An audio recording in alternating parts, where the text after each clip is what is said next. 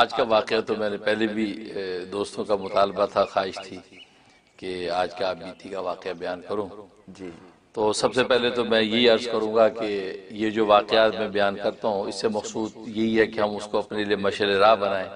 اور وہی واقعات میں شیئر کرتا ہوں جس سے کوئی سبق نکلتا ہے، کوئی سبق ملتا ہے تاکہ ہم اپنی زندگی خطوط درست کریں۔ تو جس واقعات بتانا مقصود نہیں ہے۔ اور یہ جو واقعہ میں بیان کرنے لگا ہوں آج، یہ حضرت خضر علیہ السلام سے ملاقات کا واقعہ ہے۔ سبحان تو ظاہر ہے کہ یہ میرے لیے بہت بڑا ایک شرف کی بات ہے، تو اس لیے اس واقعے کو آپ حضرات سے شیئر کرنا، اور جیسے خاص مریدین کو میں رمضان کے ہی لمحات میں ان کے ساتھ شیئر کیا کرتا ہوں،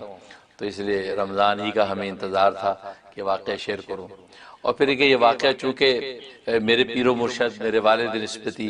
شہید اسلام سلطان الفقراء حضرت مولانا محمد یوسف لدھیانوی شہید رحمۃ اللہ علیہ حیات تھے، زندہ تھے، ان کے ساتھ بھی میں شیئر کر چکا ہوں، اس لیے میں نے سوچا کہ چونکہ اس کی اتھینٹسٹی بھی بن چکی ہے،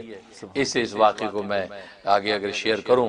تو اس میں کوئی مذاقہ نہیں ہے، بلکہ ہو سکتا ہے نافع ہو۔ اس لیے کہ حضرت خضر علیہ السلام کی شخصیت حیات اور وفات کے حوالے سے کنٹروورشل ہے، کیونکہ آپ جانتے ہیں کہ محدثین کا مذہب یہ ہے کہ وہ وفات پا چکے ہیں، جیسے کہ حدیث بتاتی ہیں، لیکن محققین علماء کا مذہب یہ ہے، اور خاص طور سے صوفیہ اکرام کا مذہب یہ ہے کہ وہ زندہ ہیں، اور باقاعدہ بہت سے اولیاء کاملین کی ملاقات ان سے ہوئی ہے، اور وہ تاریخی حیثیت سے واقعات جو ہے وہ اتھینٹک موجود ہیں کہ ان کی عام طور پہ ملاقاتیں ہوئی۔ تو اس حوالے سے جو ہے یہ کنٹروورسی بھی ہے، ہو سکتا ہے کہ بہت سے لوگوں کو اس کے اندر اعتراض ہو اور وہ کہیں گے ہم نہیں مانتے، ان کو بالکل حق ہے، کیونکہ معاملہ ایسا ہے اس میں ان کو اختلاف کا حق ہے، ان کو نہ ماننے کا حق ہے، ہم کو زبردستی نہیں، ہمیں اللہ نے جو دکھایا ہم اس کو ظاہر کریں گے۔ اور باقی یہ کوئی ایسی بات بھی نہیں میں کہہ رہا کہ جو پہلے کبھی دنیا میں ہوئی نہیں ہے، تو ماشاءاللہ بہت سے لوگوں کو اللہ تبارک و تعالی نے حضرت خضر علیہ السلام سے ملاقات کروائی۔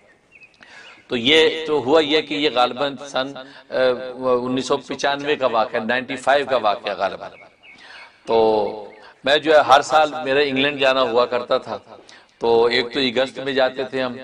خود ہمارے پیر و مرشد والد نسبتی حضرت لدھیانوی شہید رحمۃ اللہ علیہ کے ساتھ ختم نبوت کانفرنس کے لیے، برمنگم میں وہ کانفرنس ہوتی تھی، اس کے لیے جاتے تھے، اور کبھی رمضان میں بھی وہاں کے احباب بلا لیتے تھے تو رمضان میں بھی میں چلا جایا کرتا تھا۔ تو 95 تک تقریباً یہ میرا سلسلہ وہاں جانے کا رہا، اور غالباً یوں سمجھے کہ انگلینڈ کا یہ آخری سفر ہی تھا جو میں نے یہ کیا تھا۔ تو اس کے لیے کہ میں وہاں گیا، یہ رمضان سے پہلے کا سفر تھا، تو ترتیب بھی ہوتی تھی ہم پہلے عمرہ کرتے ہوئے پھر جاتے تھے، یا یہ کہ واپسی جب ہو رہی ہے تب عمرہ کرتے ہوئے واپس پاکستان آتے تھے۔ اس دفعہ ترتیب یہ بنی کہ عمرہ کرتے ہوئے، یا رمضان کا عمرہ تھا، رمضان کا عمرہ کرتے ہوئے ہم جو ہے جائیں گے انگلینڈ۔ اب وہ سارے سفر کی تیاری ہوگی، میں اکیلا ہی تھا، تو وہاں پھر احباب مجھے ریسیو کر لیا کرتے تھے، تو میں جو ہے وہاں کراچی سے میں نے فلائٹ لی، تو میں یہاں جو ہے وہ جدہ پہنچا، جدہ پہنچ کے مکہ پہلے پہنچے، مکہ میں ہم نے وہاں پہ جو اپنا عمرہ ادا کیا، عمرہ ادا کرنے کے بعد میں مدینہ طیبہ آ گیا۔ اچھا، یہ 3 دن یا 4 دن کا سٹے ہوتا تھا، تاکہ پھر ہمیں آگے جانا تھا، کیونکہ وہاں پہ لوگ احباب بھی انتظار کرتے تھے۔ اب میں مدینہ جب ٹھہرا ہوں، اصل مدینہ کے اندر مدینہ سے احوال ایسے ظاہر ہونا شروع ہو گئے تھے کہ میں خود بھی حیران تھا کہ کوئی مختلف ہونے والا ہے۔ ہاں، تو مدینہ مدینے والے کی برکتیں ساری، ہاں اصل تو وہی ہے۔ تو میں مدینہ طیبہ میں جب پہنچا تو وہاں صلاۃ و سلام کے لیے پیش ہوتے تھے، اور رمضان کا کتنا رش ہوتا ہے، تو روزہ اقدس پر پہنچنا تو آسان کام ہی نہیں تھا۔ اچھا، اس وقت یہ اقدام عالیہ کا حصہ کھلا ہوا تھا، میں نے سنا اب اقدام عالیہ کا حصہ بند کر دیا انہوں نے، لیکن اقدام عالیہ کا حصہ کھلا ہوا تھا۔ اقدام عالیہ کا مطلب ہے کہ نبی کریم صلی اللہ علیہ وسلم جیسے آرام فرما رہے ہیں، آپ کے قدموں کی طرف کا جو ایریا، اور ہمارے جو پیر و مرشد میرے والد نسبتی سلطان الاولیاء حضرت مولانا محمد یوسف لدھیانوی شہید رحمۃ اللہ علیہ، ان کی عادت شریفہ تھی کہ وہ اقدام عالیہ میں بیٹھتے تھے، اور فرماتے تھے میں رسول اللہ کے قدموں میں بیٹھوں، یہ مجھے اچھا لگتا ہے۔ تو ہم بھی ان کے ساتھ جب عمرہ حج پہ گئے تو وہ اسی طرح ہم بھی وہاں بیٹھے۔ اب میں بھی جب سفر کر کے آیا تو میں بھی اقدام عالیہ میں بیٹھا، اقدام عالیہ میں۔ اب وہ آپ کو پتا ہے دسترخوان بچھ جاتے ہیں افطاری کے لیے، دسترخوان بچھ گئے، اقدام عالیہ میں بیٹھا ہوں، تو اب سامنے وہ روزہ اقدس کی وہ ہے، یہ ترتیب ہے کہ بھی قدم مبارک ہماری طرف ہے، تو میں بیٹھا ہوں اور لوگوں کو کھانا وانا لگ رہا ہے، تو میں بیٹھا تو میں ایسے آلتی پالتی مار کے بیٹھا تو میں نے یوں ایسے آنکھیں بند کی مراقبے میں ایسے چلا گیا. اب مراقبے میں گیا ہوں تو مجھے روزہ اقدس منکشف ہو گیا. سبحان اللہ. روزہ اقدس منکشف ہو گیا. سبحان اللہ. اب رسول اللہ صلی اللہ علیہ وسلم سامنے تخت شاہی پر بیٹھے. اللہ. سبز رنگ کا تخت ہے,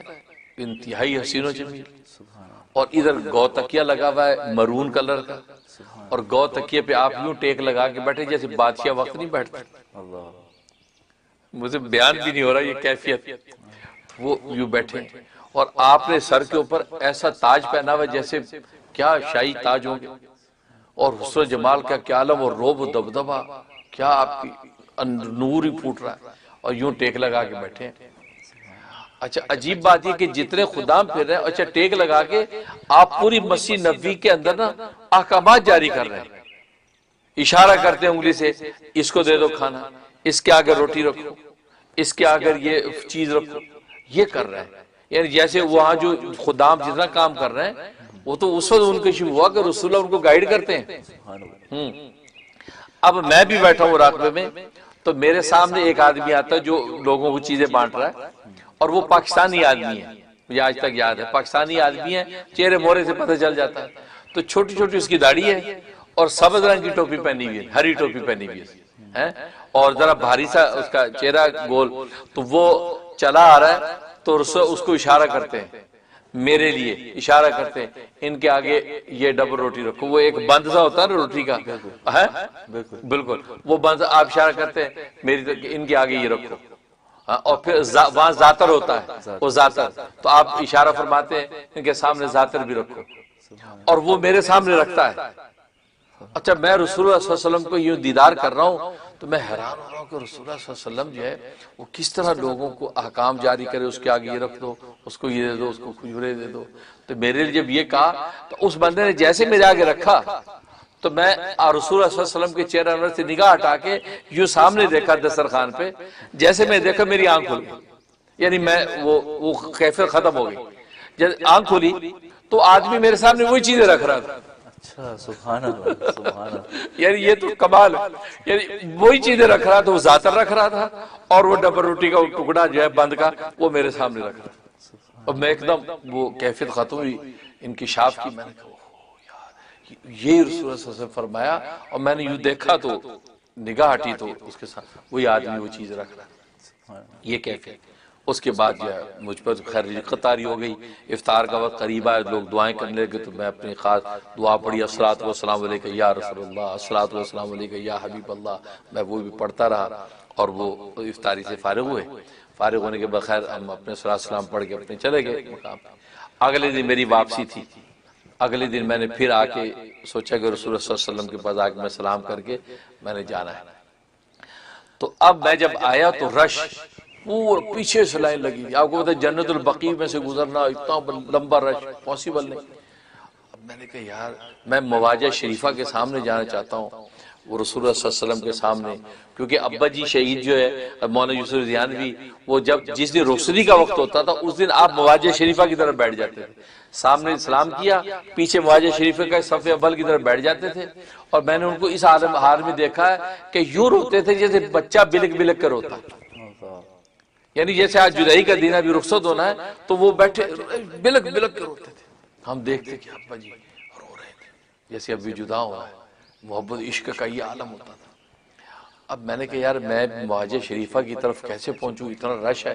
تو میں نے کہا یہ ممکن نہیں ہے. تو میں وہ باب بقیع جو ہے اس طرف آ گیا, تو میں نے کہا یہیں کھڑے ہو کے دور سے سلام کر لیتے. تو وہ گنبد خضرا نظر آ رہا ہے, اور دور سے میں نے وہیں سے کہا, میں نے کہا یا رسول اللہ صلی اللہ علیہ وسلم رش بہت ہے اور آپ تک پہنچنا ممکن نہیں ہے, اور میری اتنے بجے فلائٹ ہے اور میں نے انگلینڈ پہنچنا ہے. تو یا رسول اللہ میں یہیں سے آپ کو سلام پیش کرتا ہوں, الصلاۃ والسلام علیک یا رسول اللہ, الصلاۃ والسلام علیک یا حبیب اللہ, الصلاۃ والسلام علیک یا نبی اللہ. میں یہ دہرا رہا ہوں. اچھا میں نے جب یہ بات کہی تو ایسی میں باب بقیع کی طرف چلنا شروع ہو گیا. ایسے لگا کوئی ناگہانی کوئی ایسی طاقت جو مجھے آگے بلا رہی ہے, حالانکہ وہ رستہ نکلنے کا ہے, جانے کا نہیں ہے. تو میں چلتا آہستہ آہستہ چلتا جا رہا ہوں اور یہ پڑھتا جا رہا ہوں اور چلتا جا، اور مجھ پر کیفیت ہے، رقت ہو رہی ہے، آنکھوں سے آنسو ٹپک رہے، میں بڑھ رہا ہوں آگے۔ دل میں میں نے سوچا کہ اب بالکل دروازے کے قریب آ گیا، میں کہ یہاں تو شرطے کھڑے ہیں، پولیس والے کھڑے اور لوگ نکل بھی رہے ہیں، یہ شرطے تو مجھے اندر نہیں جانے دیں گے، تو الٹا راستہ ہے، یہ کیسے ہو سکتا ہے؟ لیکن وہ ایک ناگہانی چیز، اس کو کہتے ہیں رسول اللہ صلی اللہ علیہ وسلم کی توجہ، آپ کی توجہ نظر کرم مجھے کھینچ رہی تھی، تب میں چلا جا رہا ہوں، یہاں تک کہ میں دروازے کے اندر گھسنا شروع ہو گیا۔ اب یقین کریں لوگ چند ایک نکل رہے تھے اور وہ پولیس والے دو کھڑے ہیں، جیسے میں قریب پہنچا ہوں ایک پولیس والا ادھر دیکھنے لگ گیا، دوسرا ادھر دیکھنے لگ گیا۔ سبحان اللہ، یہ تو عجیب نظارہ، ادھر دیکھنے لگے اور میں اندر انٹر ہوا، اور جو لوگ نکل رہے تھے وہ نکلتے نکلتے مجھے یوں دیکھ بھی رہے تھے کہ یار یہ بندہ الٹا اندر جا رہا ہے اور میرے رستہ بنتا جا رہا ہے۔ سبحان اللہ، چلتا چلتا میں بالکل مہاجر شریفہ کے سامنے کھڑا ہوں، یعنی وہ تو عجیب وقت کیفیت۔ اب میں سامنے کھڑا اور میں نے یوں ہاتھ باندھ لیے اور گناہگاروں مجرموں کی طرح یوں سر ڈال لیا اور میں نے رونا شروع کیا، رو رہا ہوں، ایسی کیفیت ہو گئی کہ بس ناقابل بیان یہ کیفیت، اور ایسے لگے کہ رسول اللہ صلی اللہ علیہ وسلم مجھے یوں دیکھ رہے ہیں نگاہ بھر کے، اور میری نگاہ نہیں اٹھ رہی کہ میں آپ کی آنکھوں میں آنکھیں ڈال کے دیکھ پاؤں آپ کو، آپ کے چہرے انور کو دیکھ پاؤں، یوں لگ رہا ہے کہ دیکھ رہے ہیں اور مجھ سے شرم کے بارے سر نہیں اٹھ رہا۔ اور میرا ایک مزاج تھا، میں اپنے بزرگوں کے سامنے بھی میری نگاہ نہیں اٹھتی، میں والد کے سامنے بھی نگاہ نہیں اٹھتی تھی، ادب سے نگاہ نیچے رکھتا تھا۔ اب وہ رسول اللہ دیکھ رہے ہیں، میں کیسے نگاہ اٹھاؤں، میں رو رہا ہوں، اور یہی دل میں سوچو کہ اے اللہ کے رسول، مجرم آج آ گیا ہے، اس مجرم کو اب اللہ کے ہاں معاف کروانا آپ کا کام ہے، مجھے معاف کروا دیجیے۔ میں یہ دل میں باتیں کر رہا ہوں، اب یہ کرتا رہا۔ اس کے بعد آپ کو پتہ ہے جب دعا کرنی ہوتی ہے تو وہ شرطے جو ہے وہ آپ کا رخ موڑ دیتے ہیں کہ آپ دعا کر لیں ادھر بیت اللہ منہ کر کے، تو میں نے اس کے بعد ادھر منہ کر کے ہاتھ اٹھا کے دعا شروع کی۔ اب یقین کرے میں دعا کر رہا ہوں تو دائیں بائیں لوگوں کو پتہ نہیں کیا ان پر کیا تاری ہو، سارے میری دعا میں شریک ہو گئے۔ میں دعا کروں ربنا آتنا فی الدنیا حسنہ وفی الآخرۃ حسنہ وقنا عذاب النار، اتنی آواز آتی آمین اللہم آمین۔ تو اب میں دل میں سوچوں کہ یار اتنی آوازیں، تو میں نے آنکھ کھولی، عرب و عجم، کالے گورے، یوگنڈا کے لمبے لمبے کالے، سارے نے مجھے گھیرا ہوا ہے اور میری دعا کے ساتھ آمین کر رہے ہیں، سبحان اللہ، یہ توجہات پڑھ رہی ہیں، آمین کر رہے ہیں۔ میں دعائیں میں مجھ پر اور کیفیت ہوگی، میں نے اور دعائیں شروع کر دیں عربی کے اندر، ربنا لا تزغ قلوبنا بعد اذ ہدیتنا، سب آمین اللہم آمین۔ اچھا اس دوران میں کیا کیفیت ہو رہی ہے، کوئی بھی آتا دعا کے دعا میرا سر چوم لیتا ہے، کوئی میرا کندھا چوم لیتا ہے، کوئی ہاتھ چوم لیتا ہے، تو میں یوں آنکھ کھولتا ہوں تو کوئی یوگنڈا کا کالا 6 فٹ کا جناب وہ میرا سر چوم رہا ہے، کوئی ادھر سے ہاتھ چوم رہا ہے، کوئی میرے پیچھے سے چوم رہا ہے، یہ نظارہ، سبحان اللہ، کیونکہ نظر رسول اللہ کی پڑی ہوئی، سب چوم رہے ہیں اور میں جب دعائیں مانگ رہا ہوں، میں پوری دعا جیسے ختم کی تو کئیوں نے مجھے گلے لگا لیا، محبت سے چومنے لگے۔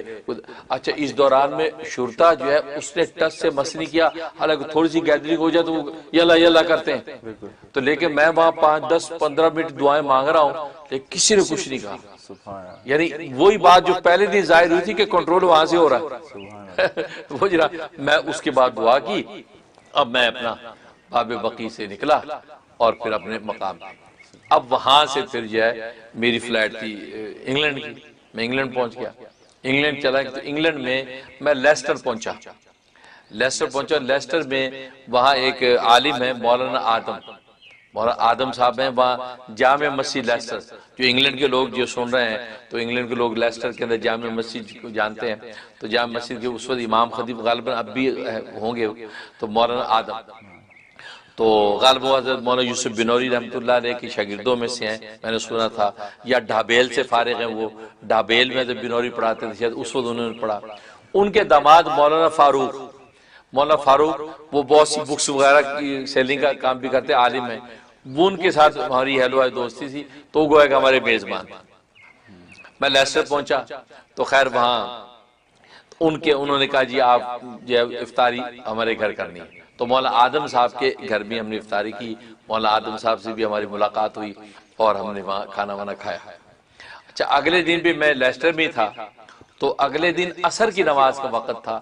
تو خیال ہوا کہ عصر کی نماز جامع مسجد میں مولانا آدم صاحب کے پیچھے پڑھتے ہیں،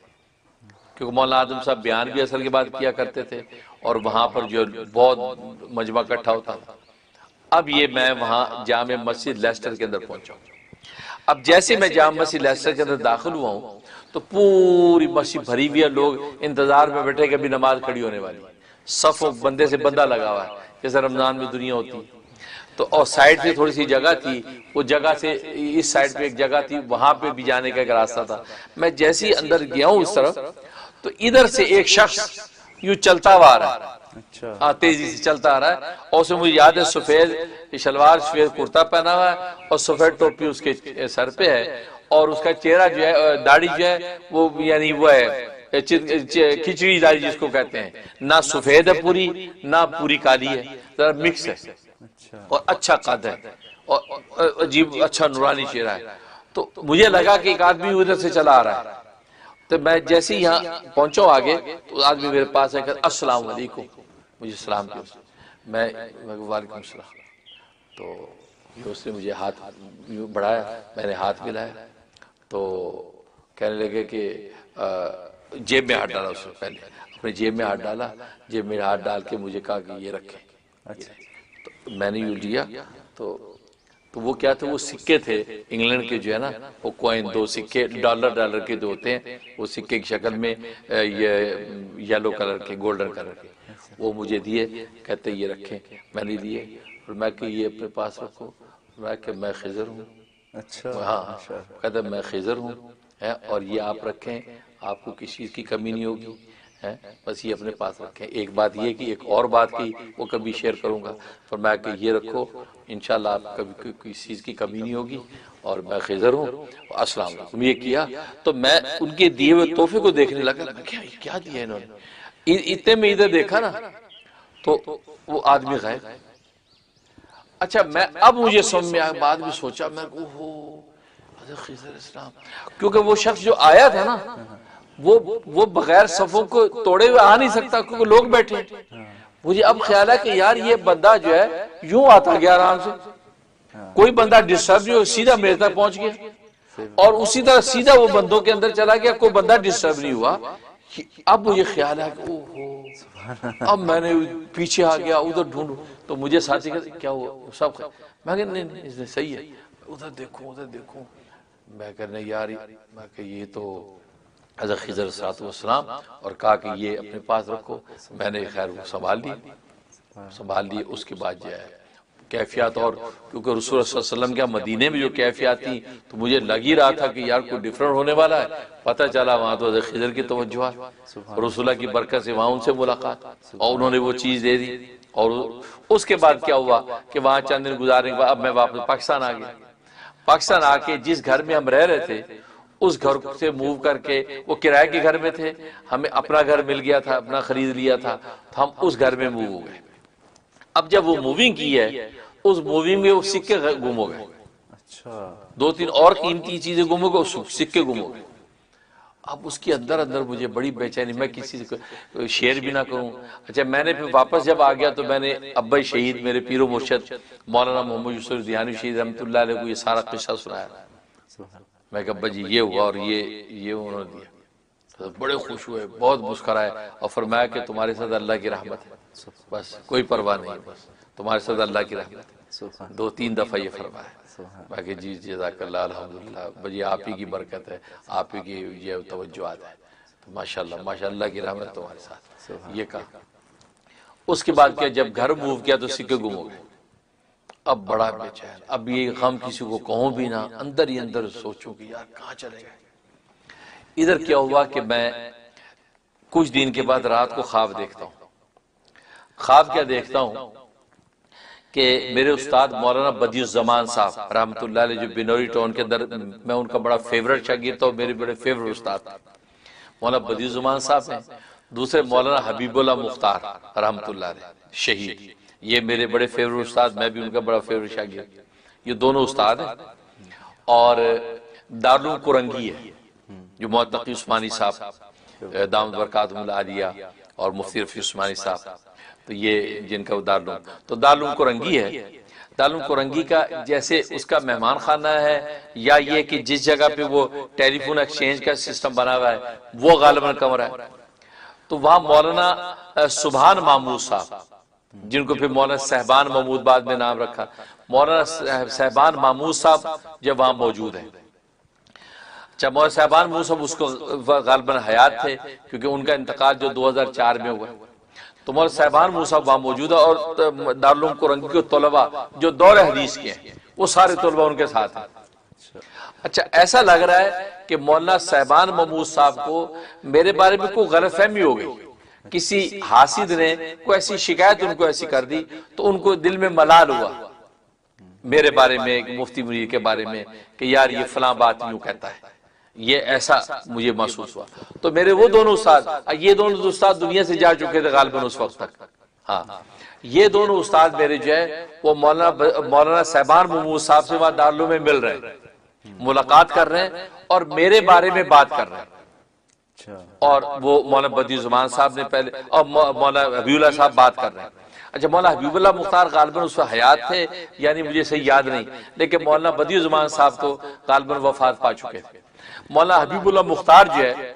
وہ بڑے ان کا انداز، جس طرح کڑک انداز بولنے کا، اس طرح بول رہے ہیں اور میری صفائی پیش کر رہے ہیں، کہا کہ یہ ہمارا ہونہار طالب علم ہے، بہت ہی ڈیسنٹ ہے، بہت ہی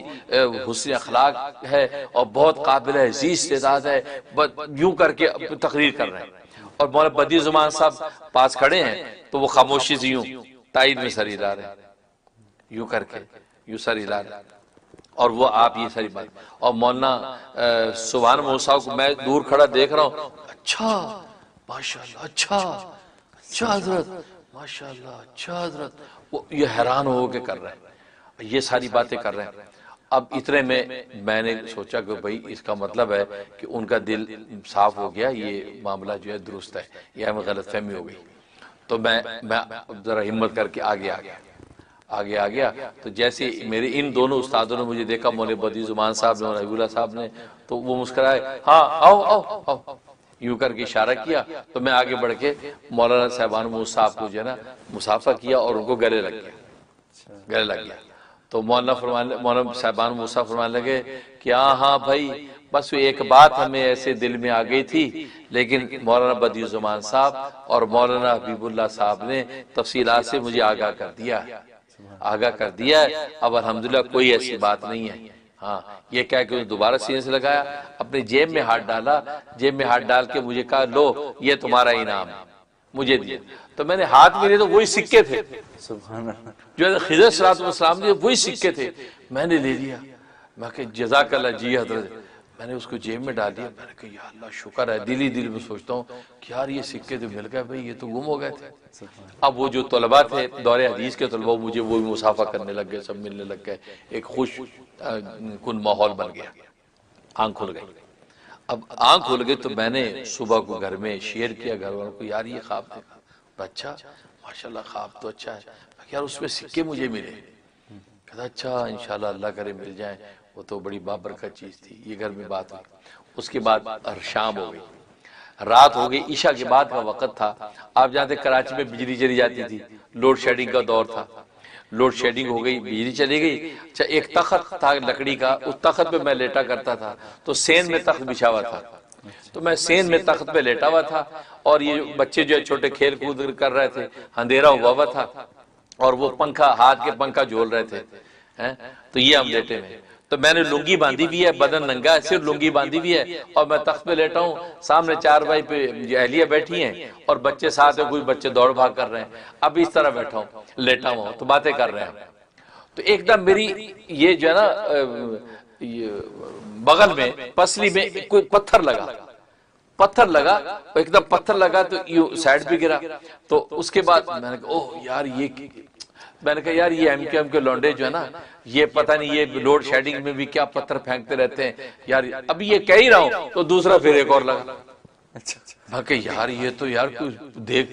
تاک کر کے مار رہا پتھر بھائی، میں یہ کہہ کے اٹھ کے بیٹھ گیا، اور میں نے یوں اندھیرے میں ہاتھ مارا، میں نے کہا یہ کیا ہے، تو دیکھا دوسرا دیکھا، تو میں نے کہا یار یہ تو سکے لگ رہے ہیں، اور لائٹیں لاؤ، وہی سکے تھے۔ وہ سکے کہاں سے آئے رات مولانا صاحبان محمود صاحب نے مجھے دیے اور وہ میری یہ پسلی میں لگے ہیں اور سکے میرے ہاتھ. سبحان اللہ اکبر. میں نے کہا اوہو یہ تو واقعی اللہ تبارک و تعالی نے عجیب معاملہ کیا. تو یہ سکے مجھے اس طرح واپس آ گئے اور نتیجہ کہ پھر میں نے ان کو اچھی طرح سنبھال کر کے آج تک سنبھالے میں. اور رمضان میں آخری عشرے میں جو معتکفین آتے ہیں تو میں ان کی زیارت بھی کرایا کرتا ہوں. تو وہ زیارت کرتے ہیں اور اس کو یہ نیک فال لیتے ہیں اور اس کی برکت سے دعا بھی کرتے ہیں. تو یہ سکے اس طریقے سے مجھے باز پہنچے. اس وقت مجھے اندازہ ہوا کہ مولانا سبحان محمود صاحب جو ہیں وہ ماشاءاللہ ان کا بھی کوئی رابطہ ہے, وہ ماشاءاللہ کسی مقام پر ہیں اور اللہ تبارک و تعالیٰ کی کچھ تکوینیات میں سے کسی مقام پہ اللہ انہوں نے قائم کر رکھا ہے کہ کیسے حضرت خضر صلی اللہ علیہ وسلم کے دیے ہوئے وہ سکے میرے گم ہوئے اور کیسے ان کے ذریعے سے مجھے پہنچے. اور یہ جو بات کہ وہ ان کو غلط فہمی ہوئی, اس سے ایک سبق آیا کہ دیکھو بھلے آپ حق پر ہی کیوں نہ ہوں, لیکن اگر بزرگوں کے دل میں آپ کے بارے میں غلط فہمی کوئی آ جائے تو برکات رک جاتی ہے. دیکھو وہ سکے حضرت خضر صلی اللہ علیہ وسلم کی جو ایک تحفہ مجھے ملا ہوا تھا, لیکن مولانا صاحبان محمود صاحب کے دل میں کیا غلط فہمی آئی, ان کا دل وہ ہوا کہ یا ملال آیا